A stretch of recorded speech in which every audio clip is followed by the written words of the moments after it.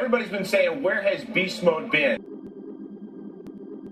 In that YB house.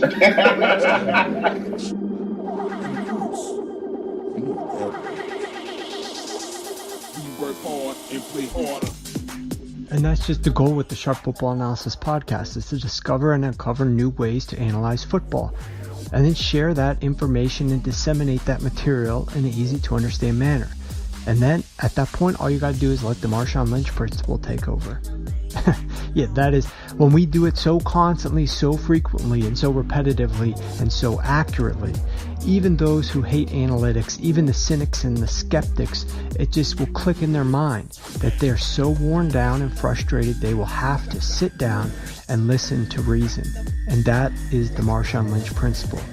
Because like he says, if you just run through somebody's face, a lot of people ain't gonna be able to take that over and over and over and over and over and over and over and over and over and over and over and over and over and over and over again. They're just not gonna want that. Think there's a deeper metaphor there? Run through a face, then you don't have to worry about them no more.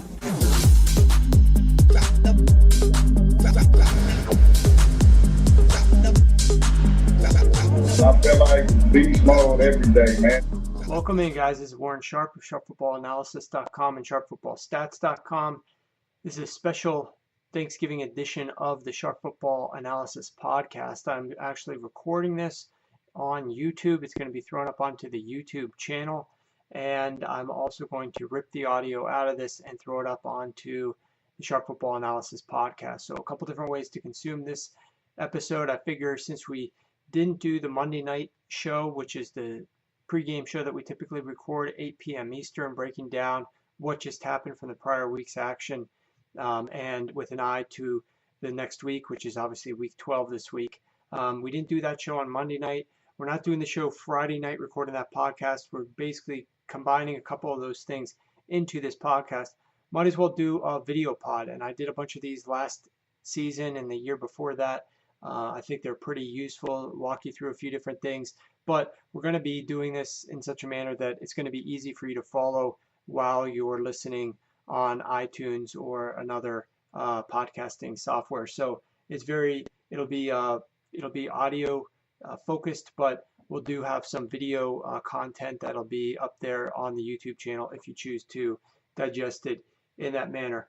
We're going to go ahead and break down a few things, very high level things that we saw this past week, some things that were puzzling, coaching decisions, personnel moves, things of that nature from last week. And then we're going to turn ahead and look to some things in the future. And I think one of the good things that we're going to do this week, in addition to discussing a couple of the matchups, is we're going to also dive into some of the futures, some of the future market in terms of playoff performance, trending performance, because these teams, as you guys know, very different than what they were week 1, week 2, week 3. Yet if you look at full season stats and full season data, you're liable to be led astray, because there's been teams have had injuries, in some cases massive injuries that completely changed their outlook. So looking back at full season statistics, while those can be helpful at times, are definitely going to be a little bit distracting. So I'm built a few different tools that are going to help us be able to isolate how teams are doing of late, how they are trending. So I'm looking forward to sharing that with you guys. So with that said, let's get on with the show and start breaking some things down. We're going to talk a little bit about things that matter in the postseason, things that define success. And one of the things that we're going to discuss is quarterback play. And I pulled up the statistics up here on the offense passer rating table by quarterback here, and I filtered for week 11. And if you're looking at the screen, you could see the quarterbacks who threw at least 10 passing attempts last season and how they did. And one of the things that stands out to me, obviously, is you look at the passer rating, which is what this is sorted by, and the quarterbacks that all rank at the bottom of this list all threw multiple interceptions. And interceptions obviously kill your passer rating. They also kill your ability to win games. And I want to focus in on the guy at the bottom of the list, is Nathan Peterman. I thought this decision was horrendous by the ownership, and because I assume the ownership is in some way factoring in here to what the head coach is doing. But this was just a terrible decision, in my view, to go ahead and start Nathan Peterman in this spot against the LA Chargers. And there are a number of reasons why. The first reason, if we toggle back over here to the strength of schedule for the Bills, is the simple fact that based on opposing passing efficiency defenses, you can see that the Bills just faced the two most difficult opponents that they faced the entire year.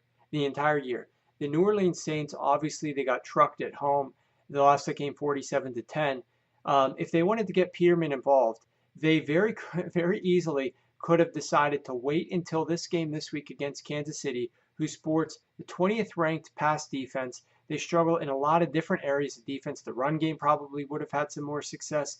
And then you look at the rest of the schedule. They could have seen how Peterman was going to fare against some of these other teams, such as the New England Patriots, the Indianapolis Colts, and the Miami Dolphins. Those are the only three teams over the last 5 weeks that they'll play. They play the Patriots and the Dolphins twice each. So it made no sense to me to throw this kid out there week 11 in LA against the Chargers, a very strong team with a very strong pass rush, one of the best pass rushes in the NFL. And we can see that if we go here and look at the pass pro efficiency, pass pro meaning pass protection, you can see that they rank 7th, the 7th best pass rush. None of the other teams that they face are going to rank anything better than 22nd in the league. Yet he threw him out there against a very strong pass rush, a very strong overall pass defense. It made zero sense to me.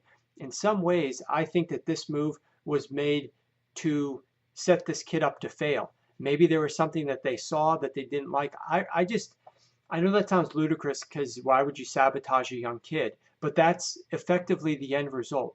They just announced that they are now going back to Tyrod Taylor this week.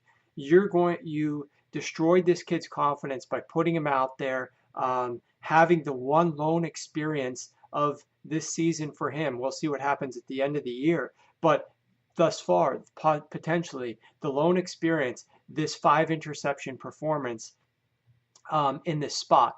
And I really think that that was a factor of so many other things going on around them. I really don't think that that was necessarily a factor of this kid is a terrible quarterback, but that's what everybody's going to think and remember about him is 5 interceptions in the first half, and he posts a 17.9 passer rating, which is worse than throwing a ball into the ground every single pass attempt, obviously. So that is a massive issue, and I just felt like that entire situation was handled in the most idiotic manner by the Buffalo Bills, by their coaching and personnel and ownership, whoever was involved in that decision. Clearly, I don't think they're looking at the schedule. They're not looking at Sharp Football Stats. They're not looking at how easy it would have been for Peterman if they just inserted him this week or next week and the rest of the season to see what he can really do. Now you're left with a team that knows they don't want Tyrod Taylor in there, but is forced to start him. They don't believe Tyrod's the future. They're just in a very awkward situation. Now basically you're letting Tyrod Taylor try out for other teams in the league. I personally have no issue with throwing Peterman in there. I realize the team had a good win-loss standings. They were in the playoff hunt. They still technically are, but nobody really thinks this team's going anywhere. I mean, in reality of it, like they get rid of Marcel Darius. We're going to talk about him momentarily. That completely changed the outlook of this season's trajectory. Yes, you brought on a trade. He's now injured at wide receiver. You brought on Kelvin Benjamin. I just don't know what we're going to get out of this team moving forward, and I'm not really sure I don't think they're going to have a very good final end of the season result. But Tyrod Taylor does give them a better chance to win now, but they're still not going to do anything in the postseason, and any wins that they sustain now are going to hurt their overall ability to build a better team for next year. So I guess maybe you're appeasing Buffalo Bills fans or trying to admit to the public that you were wrong by starting Tyrod Taylor this week. And I realize for the veterans, he does give you a better chance to win. And so while you're technically still alive for the postseason, maybe you owe it to those guys. I understand that for the locker room chemistry and that sort of thing, but you've already screwed that up by putting Peterman out there. And my point is, I want to see Peterman this year, and I would have rather seen him start either this week or the following weeks, as opposed to that spot out in LA. And I think the Bills would have lost that game in LA regardless, but starting Peterman just sealed that deal. And now the Bills are sitting here. They've got a 5-5 record. They're playing Kansas City this week. It was a 10-point underdog. We'll see what happens when they repost this number. That'll be interesting to see. All right, speaking of which, let's go ahead and turn the focus now to the Buffalo Bills. And we're going to look at what they've done since Marcell Dareus left. If you take a look at this page here, situational success rates and ranks, the Buffalo Bills, and you can find this under the efficiency success tab right here, situational success rates and ranks. The Buffalo Bills, actually we're looking at the defensive one, but at any rate, the Bills, without Dareus, the last 3 weeks, they've really, really struggled. In those 3 games since he left, they have allowed 638 rushing yards and 11 rushing touchdowns. Absolutely ridiculous numbers defensively for the Buffalo Bills. If you look at what they were allowing before he left, though, in terms of success rate, the Buffalo Bills were sitting right here at the 5th best team in the league. Only 39% of runs against them were graded out as successful, which was 5% better than the league average. And if you instead, and then you can also look at what the Jacksonville Jaguars were allowing. The Jacksonville Jaguars were the NFL's worst team at allowing 56% of runs against them without Dareus in there to be graded out as successful. That was the worst rate in the league.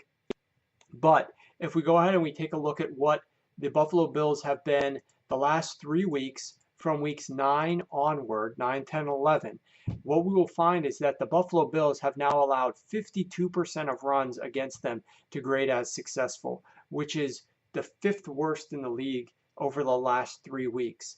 Where did the Jacksonville Jaguars rate? They dropped their number that they were allowing in terms of over 50%, all the way down to 38% successful, like the Buffalo Bills before them, much better than the league average, this time about 6% better than the league average, whereas the Bills were 5% better. That has made a massive, massive difference when you look at what the Buffalo Bills are doing defensively. And if you look at some of the rushing offenses that the Buffalo Bills are going to face the rest of the season, it gives you even more reason to realize like what some of the issues were with Buffalo. They played a great run team in the New Orleans Saints week 10. So obviously the New Orleans Saints is going to be able to produce some points against you, but the Jets and the Chargers ranked 26th and 28th on the league in terms of rushing offense. This week they faced the Kansas City Chiefs, who rank 5th best. And the following, they've got 2 games against the Patriots to go the rest of the season, who rank 9th best. This Buffalo Bills run defense has really got to step up. You could try to blame Tyrod Taylor as much as you want to, or whatever quarterback you're going to throw in there. But when you're faced with massive deficits in game because you can't stop the run, that's going to play into everything that you have to do offensively, which is pass the ball more. That allows the defense and their pass rush to tee up against you. It just makes for a problematic situation. Now, I do think, given the schedule as we discussed, that the Bills should fare a little bit better offensively against these pass defenses that aren't very good. But it remains to be seen, and this game is very interesting to me, what Kansas City's rushing offense is going to do, because Kansas City has been completely unproductive rushing the football with Kareem Hunt. And Andy Reid, obviously his strength is the first half of games. It's games off of a bye where he's had extra time to prepare. He's very good scheming things up early. He's not been a very good in-game adjustment type coach. And it was really disappointing to see their performance in New York against the Giants last week. They obviously lost that game in overtime, but their ability to run the ball, to do anything useful in that game was pretty surprising.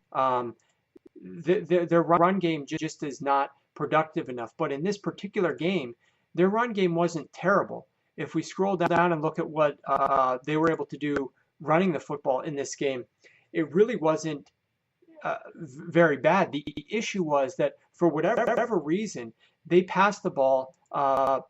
They passed the ball 59% of the time, even though there was wins in this game in New York, and it just didn't make a whole lot of sense to me what they were doing from that perspective when they were running the ball. I believe for yards per carry, a 52% success rate when they did run the football against the Giants. Those numbers aren't bad, but they passed the ball 59% of the time.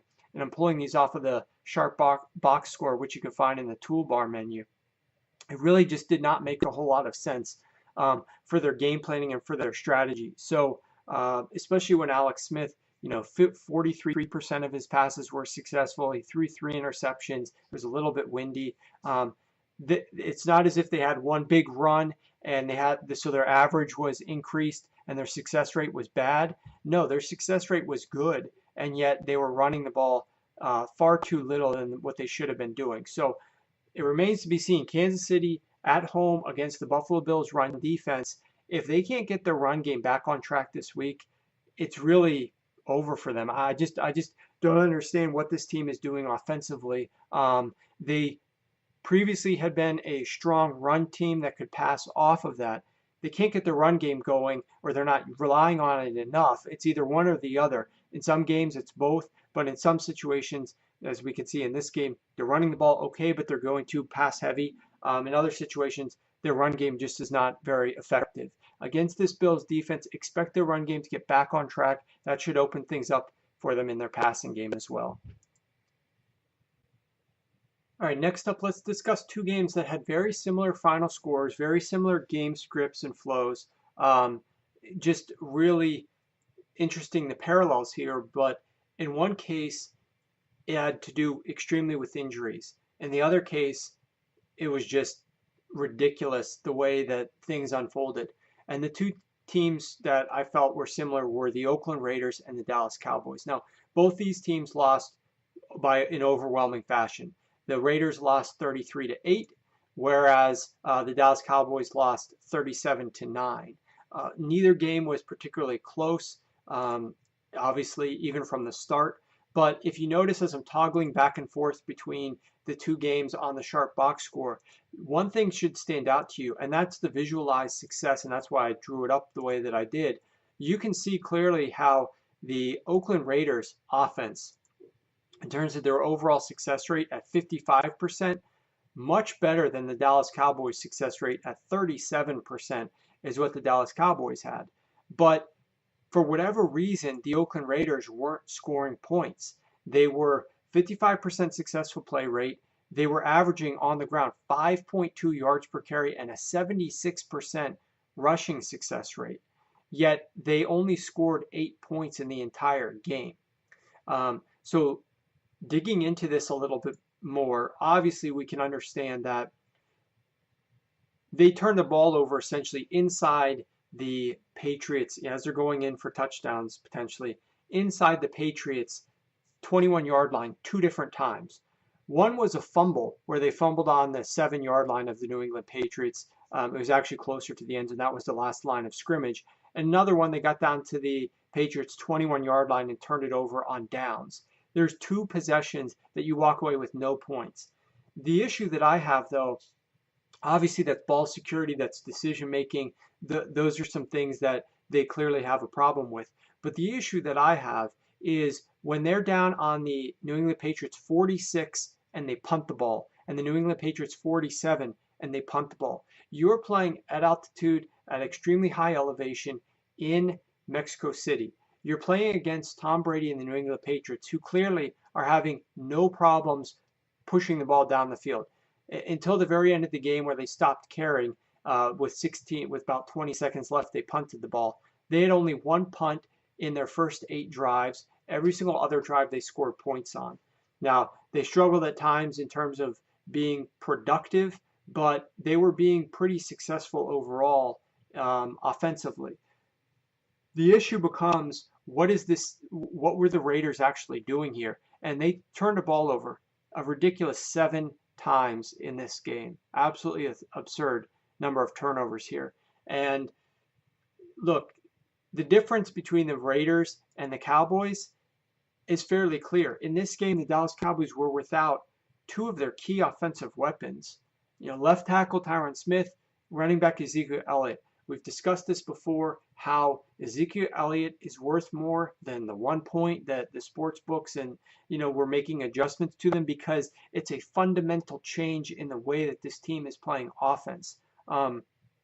You see the rushing success rate was down at 44%, and that impacts their ability to throw the ball effectively. And Dak Prescott has just been terrible. Dak Prescott, without that strong run game to lean on, 12 sacks, 3 interceptions, 0 touchdown passes, 321 yards passing in total, and 16 total points without Ezekiel Elliott there the last 2 weeks.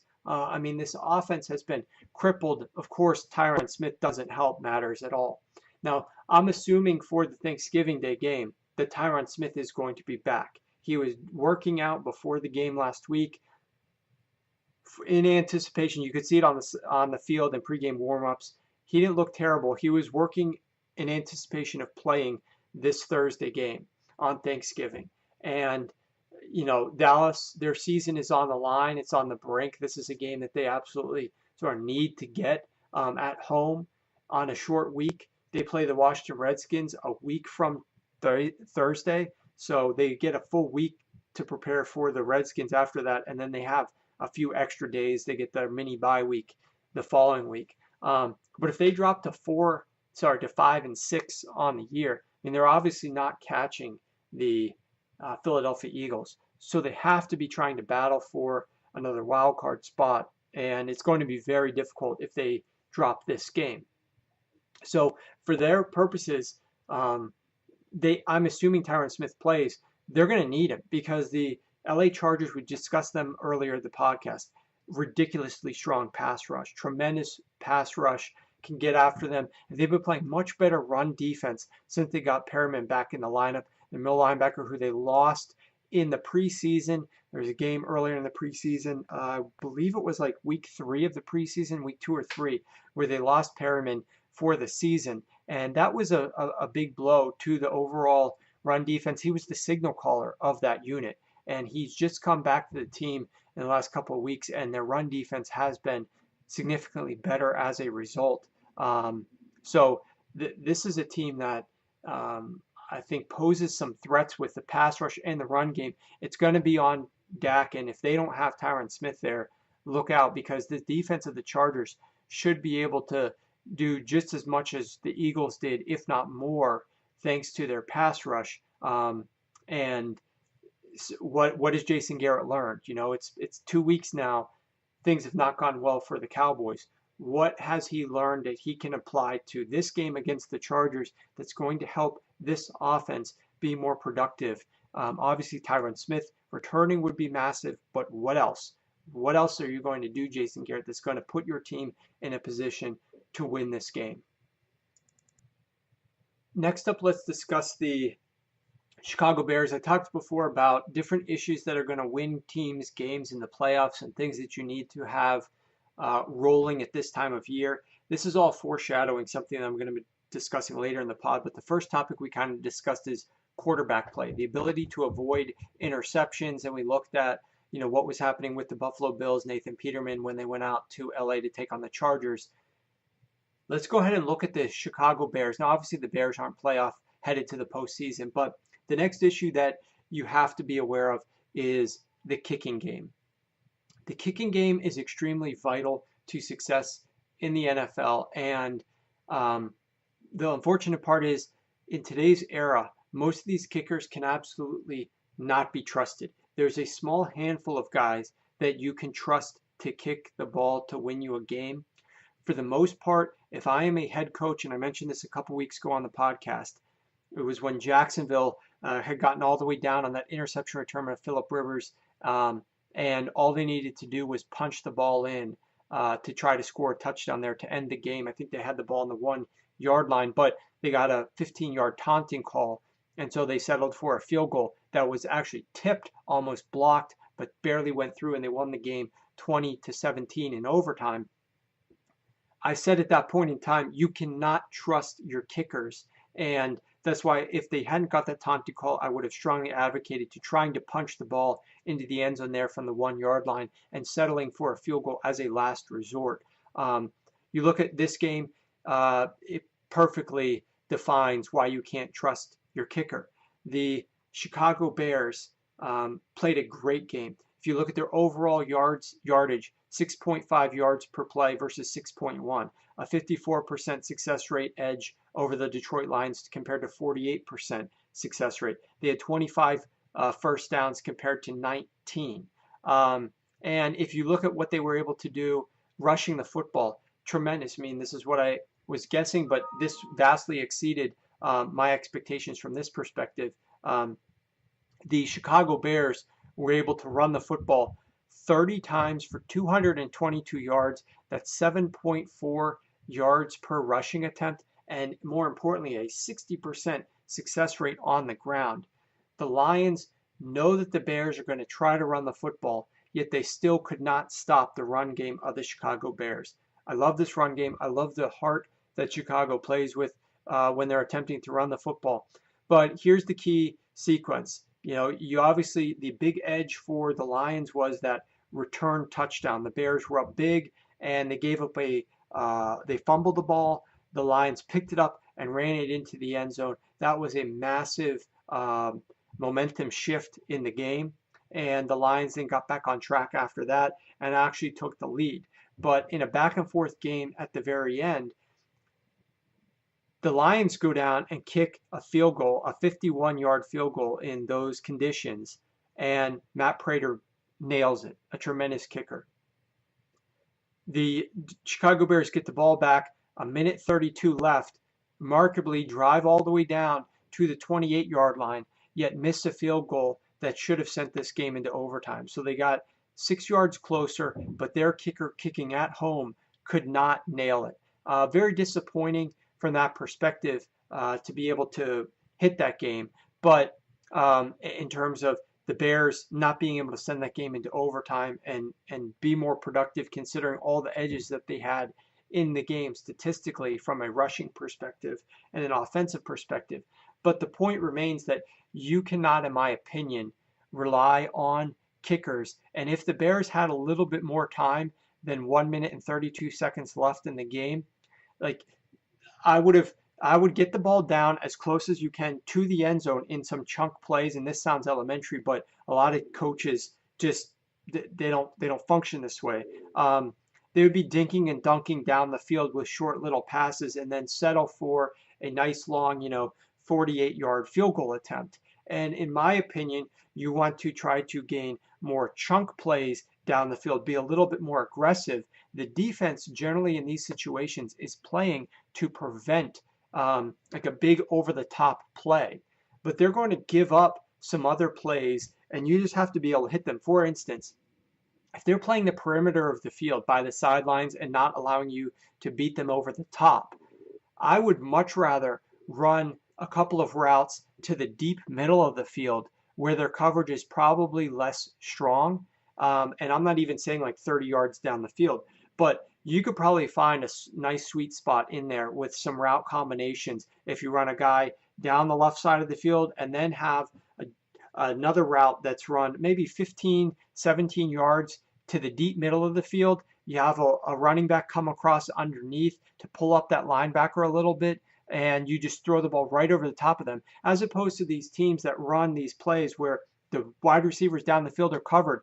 So they're going to run 5 or 6 plays where they're like 5 to 6 yard gains on passes to the running back over the middle who gets immediately tackled. The issue becomes the amount of time that you have to run plays. You only have a certain amount of time. So if you're going to get tackled in bounds, it needs to be a play that's actually generating 15 yards or so, as opposed to repeated plays where you're being tackled for 5 to 6 to 7 yard gains over the short middle of the field. It's just not going to be enough to get you down the field. And at any rate, once you have some of these plays where you are getting tackled inbounds in the middle of the field, but you've gained a slight chunk, that's when I'm at the 25, 20 yard line. I'm taking a couple shots into the end zone. I am not going to rely, even if there's 20 seconds left, I'm not going to rely on just running the ball to gain an extra yard or two for my kicker.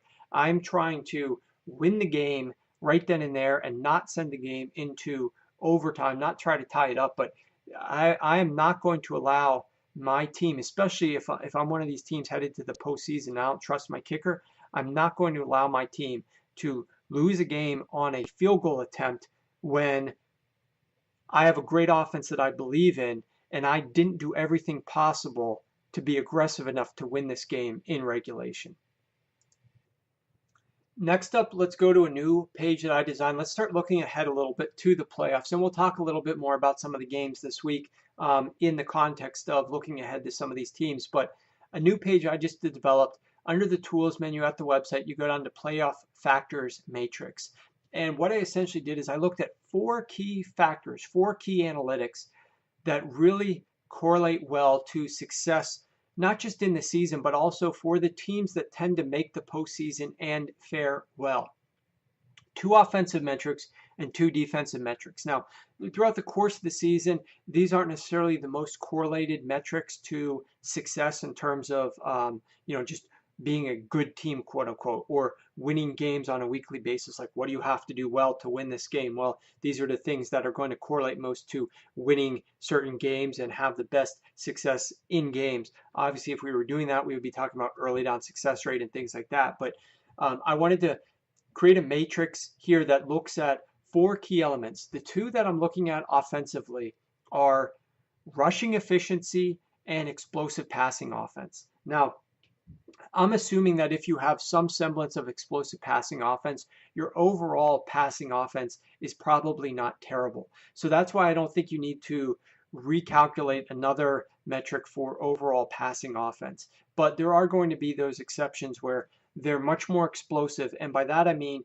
percentage of plays that are passes which gain at least 20 yards or more. It does not necessarily have to be a deep pass. It just needs to be a play that has gained 20 yards or more. How often is your team, when you're passing the ball, gaining 20-yard chunks in the passing game? That's what explosive passing is defined at Sharp Football Stats, and that's where that metric comes into play. I'm adding rushing efficiency because that's valuable for the postseason. If you can get a lead, and a lead generally comes by being able to pass the ball, when you get the lead by passing the ball, sometimes on explosive plays, and then you can run the ball for success, both to ice the game as well as to keep your opponent off the field and still score points offensively while the opposing defense gets weakened and your defense is resting. Those are big things. Plus, you get more inclement weather and things of that nature in the postseason and late in the season. So even though this is a passing league and passing is 4 times more correlated to wins than rushing the football, running the football in the postseason is vital, because if you can't run the football and you have a lead in the playoffs, you're always having that door open for the opponent, because inevitably you're not going to be as aggressive throwing the ball deep down the field. And unless you're a team like the Patriots, who can really control the clock with a very short passing game because you got a great quarterback and receivers who know what they're doing, and most teams don't have that, it's going to be difficult for you to control the game and ice it without being able to run the ball effectively. Now, I'm not suggesting the Patriots can't run the ball effectively. They actually are in the top 10 in rushing efficiency. But just theoretically, hypothetically, when you're talking about teams that can't run the football, what perils could that bring upon them? Defensively, it's 2 basic things. Your ability to pressure that opposing team through a strong pass rush. That's important because assuming you've got the lead, that other team's going to have to throw the ball more often. And if you can get in their face and disrupt that passing game, it's going to go a long way to your success. And then it's success in the red zone. How strong is your defense at turning red zone trips into field goals rather than touchdowns? Those 4 metrics are vital based on my analysis of teams that have success in the postseason. So what I did was I threw the page up at Sharp Football Stats for you to look at these teams, and I'll go ahead and discuss a few of them that are at the top of this list. And I'll be updating this every single Wednesday morning with the new analytics, as well as updated strength of schedule. And what I've done is I've added a strength of schedule factor. You can look at the past strength of schedule or the future strength of schedule. And the reason why I wanted to do that is so that you could see that strength of schedule in these 4 metrics. So the 2 offensive ones and the 2 defensive ones, how difficult was it for your team?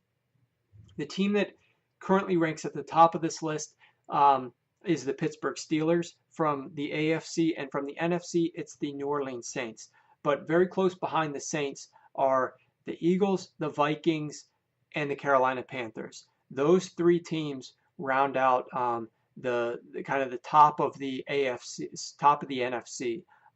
And the Carolina Panthers might be the one that surprises you. They actually rank above the LA Rams. They rank above the Atlanta Falcons. And there's not really anybody else. You know, the Seattle Seahawks are way down here at the middle of the pack, primarily because they can't run the football.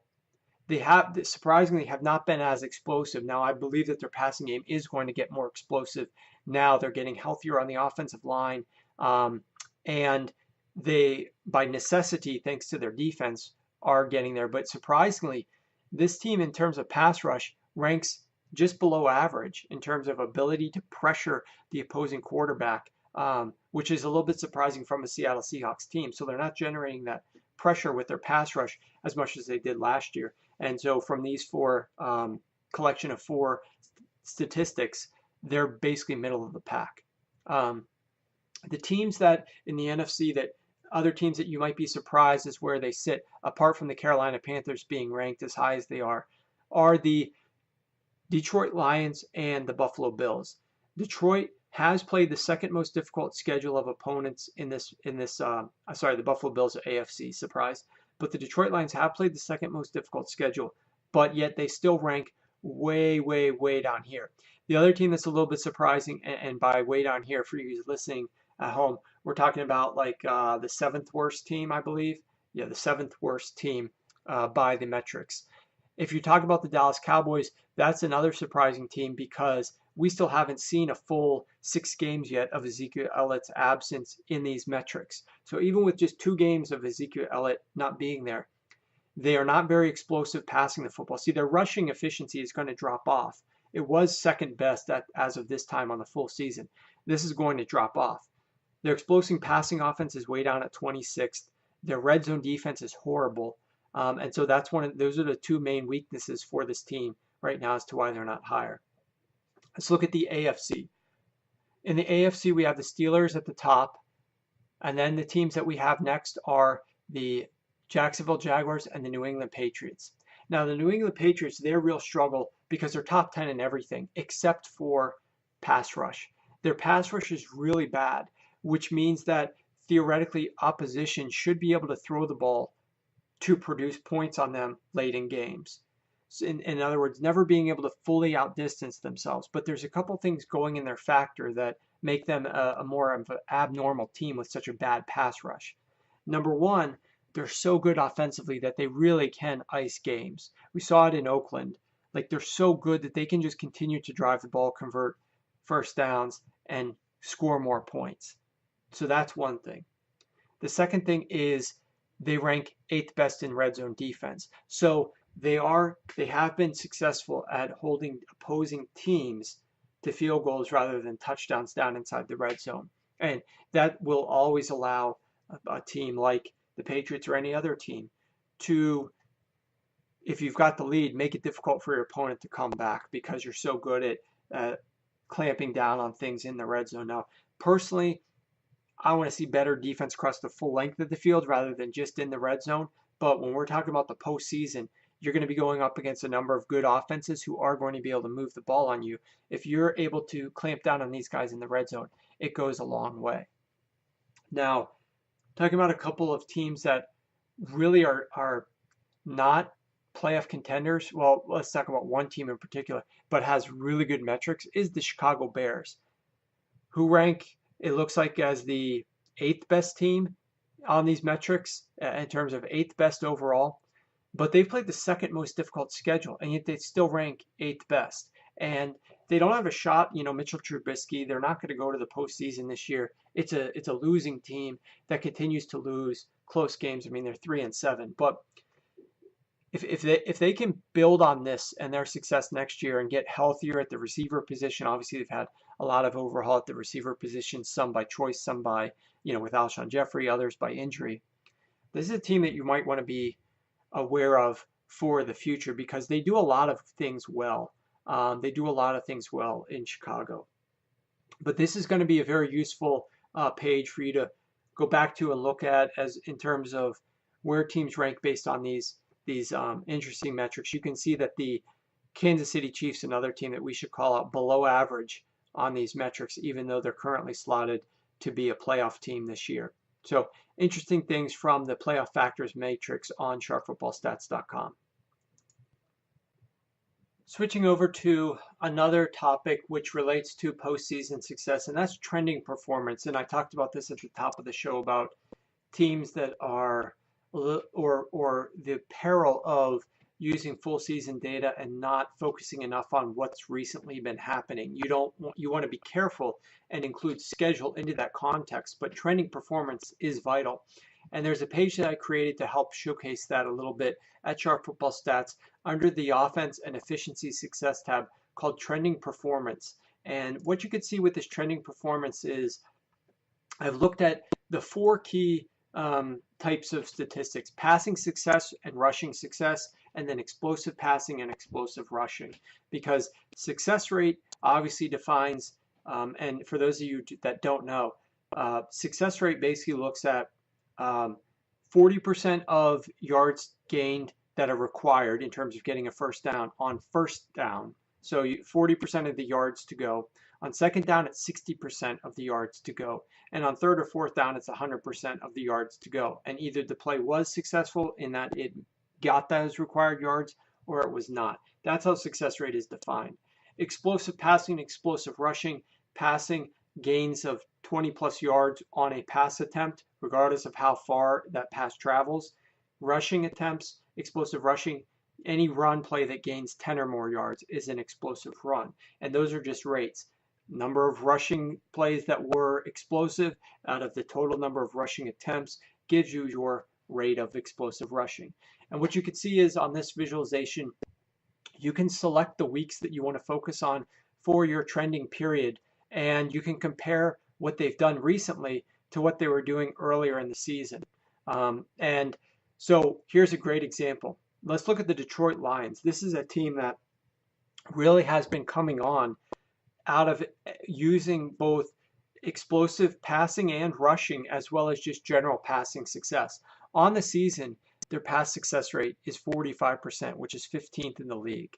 But it's 53% the last 3 weeks. Really strong, and that's the 5th best in the league the last 3 weeks.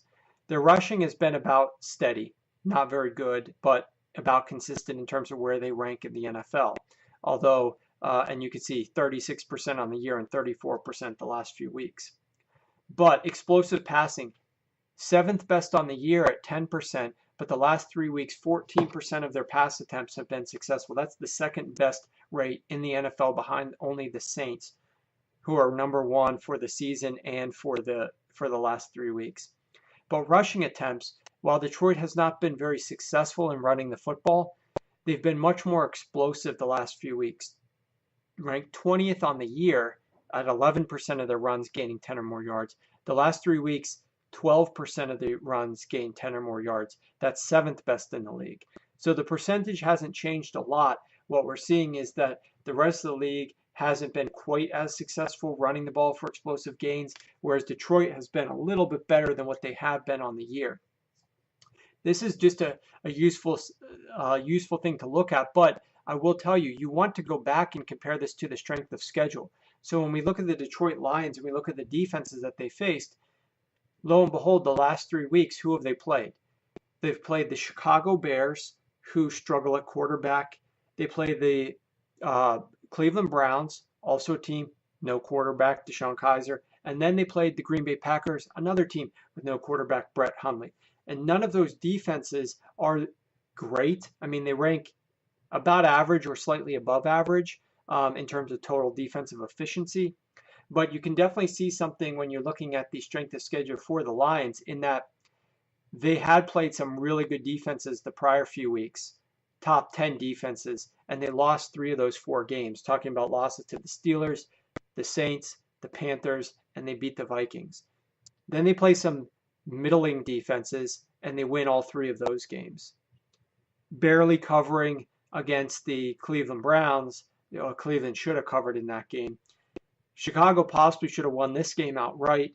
There were 3.5s out there if you got that. So they narrowly, if you were laying the Lions, though, you would have covered the spread in these 3 games. You would have pushed the game against the Bears. If you were taking the Bears, you would have covered that game because you could have gotten the 3.5, but you would have lost these other 2 games against the if you took the Packers or the Cleveland Browns. But now they're about to face 2 very difficult teams from a defensive perspective.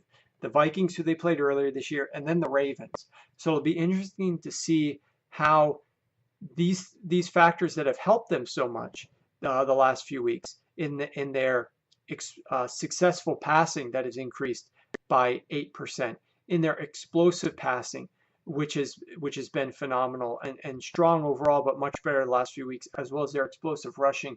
Are they going to get those things against the Vikings and the Ravens defense? If they can't, how will that impact their ability to perform like they've been performing, understanding that they've been narrowly covering their last couple games and pushing their last one? So, like, this team is at an interesting point in time against these much more difficult defenses that they're going to be going up against. The other page to look at that I just created is called Weekly Performance and Trend Lines. And I think you're going to find this one pretty interesting. This Weekly Performance and Trend Lines visualization you can find up at the Tools menu, because it factors in both offense and defense, and under the Tools menu, Weekly Performance and Trend Lines. Essentially what this visualization allows us to do is allows us to look on a week-by-week basis, those 4 metrics I just mentioned from the other graphic: passing success, rushing success, explosive passing, and explosive rushing. How are teams doing on a weekly basis in those percentages, and how are they trending over the course of the season? So what I've done is I built this, overlaid the defenses so that you can see the defenses that they faced for the offense. And then you can come over here and you can look at their defensive performance as well. And what I've enabled you to do is select an offense and a defense. So if you desire to just go with the same team in both to just get a good overall picture as to what this team is doing, you can put both of them up there, select them both. But if you want to look at a particular matchup and you want to say, well, what is the matchup between, let's say, Tampa Bay and Atlanta?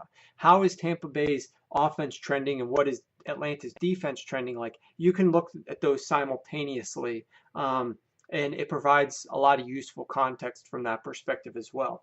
But looking at a team like the Dallas Cowboys, it's clearly evident to see that their rushing has dropped off tremendously the last couple of games without Ezekiel Elliott. And look at what the impact that is having on Dak Prescott and the passing game. Now, from an explosive rushing perspective, they had some success against the Atlanta Falcons with gaining some chunk yards, and they weren't terrible either against the Philadelphia Eagles. So they're being able to get some explosive gains out of the run game, but it's just not consistent. And what you need for success in the NFL is consistency mixed with just a little bit of explosiveness. And what we're seeing is just not very much consistency whatsoever. And some of these explosive runs, mind you, are coming when they're down big and they're just busting out runs as the defense is playing a little bit more pass. So that's one thing to keep in mind from that perspective. With regard to their defense, you can see without Sean Lee, their defensive metrics are trending worse. You look at the successful pass rate that they've allowed. That is getting much worse. And you can see the games where Sean Lee has missed time versus when he's been there. They are much better when Sean Lee is in the lineup than when he is out of the lineup. And especially from a run game perspective, you could see These are games with Sean Lee in the early part of the season, and then the sort of the most recent part of the season, and then games without Sean Lee, what they've allowed to decent rushing offenses. So the Dallas Cowboys obviously are in for some trouble here against the LA Chargers. One of the reasons why is because the LA Chargers are not a very consistent rushing attack, but if you're going to allow them to be more consistent running the football, this passing offense is going to open up a ton. And we saw that this past weekend as well against the Bills, because this is a team that's really used to getting nothing on first down. They hand the ball so often to Melvin Gordon. He gets nothing on first down. They're constantly in second and long. That's where this team lives, the Chargers. And if the Chargers can have better success on first down, it's going to be absolutely massive. And you can actually filter this. You can filter this one by down or quarter or a lot of different other things so that you can look at exactly how teams have been performing on these downs. And for instance, if you look at the first down success rate that Dallas Cowboys are allowing from a rushing perspective, you could see without Sean Lee in there, 65% success rate, 56% success rate, and last week 64% success rate. With Sean Lee in there, the first down rushing rate for their opponents is down at 20%, 50%, 33%,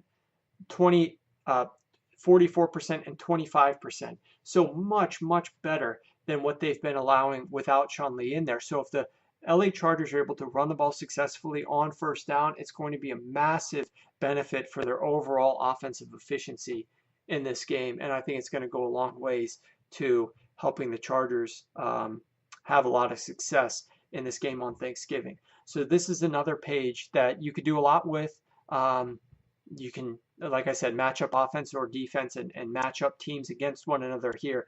I think this is going to be very useful later in the season, now and down the road, to look at how teams are trending.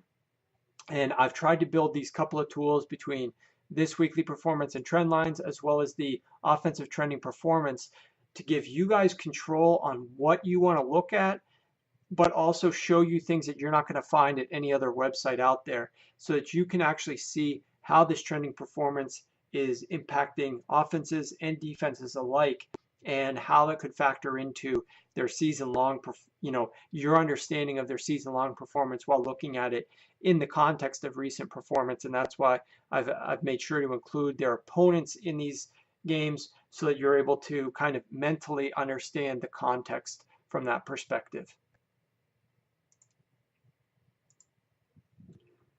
With that said, guys, we'll go ahead and wrap up this Wednesday before Thanksgiving edition of the Sharp Football Analysis Podcast. I hope that you guys have a great Thanksgiving. I'm not overly thrilled with the slate that we have, especially the nightcap, but I do think that we're going to have some interesting storylines and interesting matchups on the games for Thanksgiving.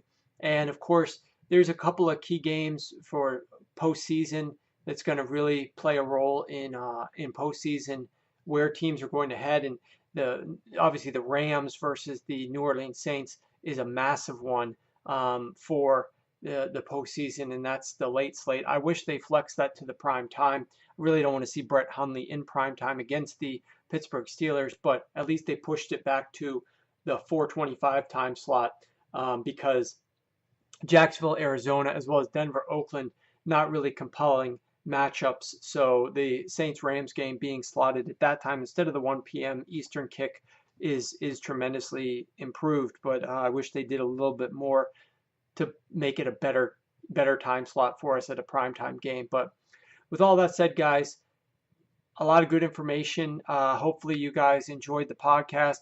Good luck this week with everything that you're doing. Stay safe. Safe travels for everybody. Oh, by the way, thank you guys all for your thoughts and prayers with my daughter's procedures that occurred last week. I just really appreciate that, people reaching out and saying that they were thinking of her. So definitely appreciate that. Guys, be thankful for what you've got. I know we always try to want more, try to be greedy, try to get a little bit aggressive. And I mean, I'm fully guilty of that as well. Always trying to work harder, work longer hours, trying to do more and more better things. I don't necessarily look at that as a problem, but it does turn into being a workaholic and that sort of thing, and you lose focus of sometimes the things that you've got and the things that you should be thankful for. So hopefully we all can take a minute to step back tomorrow on Thanksgiving, reflect back on the things that we are truly thankful for, things that are in our life that we are happy about, and be able to enjoy those things and those people on Thanksgiving. With that said, guys, we will talk to you next Monday for the Sharp Football Show on Monday night. And until then, hope you guys have a great and safe Thanksgiving with you and your family. You do know we on national TV, right? Oh, I thought we were just on FaceTime. I was telling them my big dog, man.